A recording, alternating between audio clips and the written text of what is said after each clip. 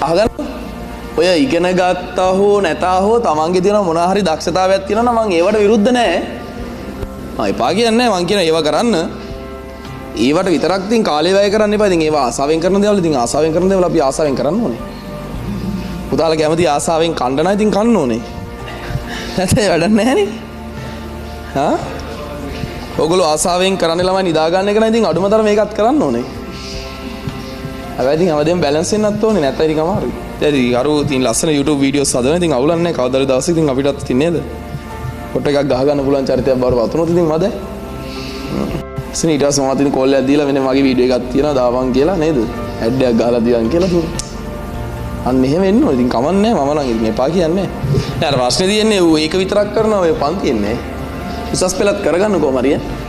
අපරාධි කියන්න බෑ. ඔයගොල්ලෝ දහසක් රාජකාරී මැද්දේ ඔයගොල්ලෝ ඉගෙන ගන්නවා කියන්නේ මාර ලොකු දෙයක්.